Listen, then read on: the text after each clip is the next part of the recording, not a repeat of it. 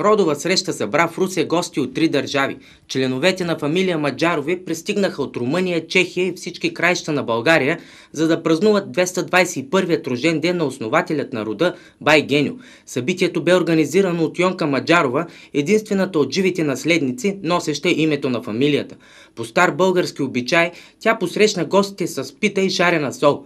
Сред тях се открояваха най-старите представители на фамилията – 86-годишната баба Пенка и 85-годишният бай Димитър и най-младите членове – бебетата Вивиан и Борис.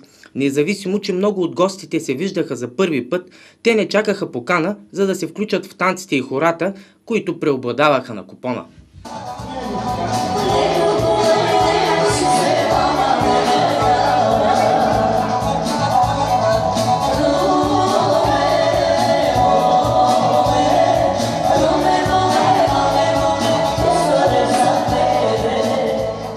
Тъй като това бе първа среща на фамилията й, Йонка Маджарова бе подготвила за всеки от присъстващите книжка с историята на рода, както и копия от родословното дърво. Вълнуващо преживяване за гостите бе и таблото, върху което дървото на Маджарови бе изрисувано в голям мащаб. Представителите на фамилията се тълпяха около него, като всеки търсеше и с радост намираше своето име сред множеството клонки. За да бъде среща истинско събитие за хората, носещи в себе си гена на Маджарови, и за да възроди българската памет в роднините от чужбина, Йонка беше подготвила кратка патриотична програма, в която участие взеха всички присъстващи деца.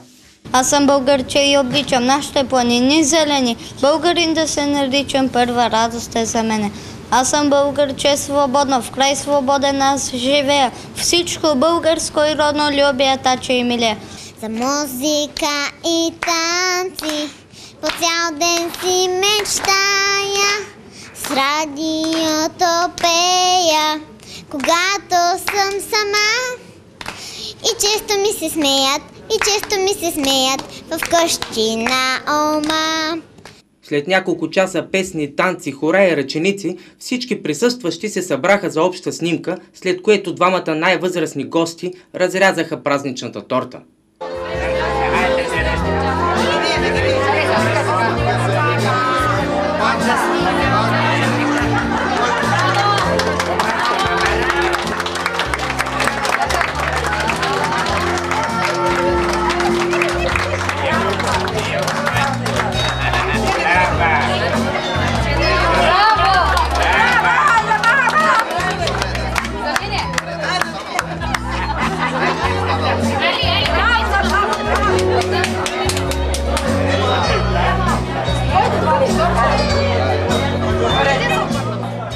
Празникът приключи с дълга и трогателна раздяла между роднините, които си обещаха, че със сигурност това няма да е последната родова среща на фамилия Маджарови.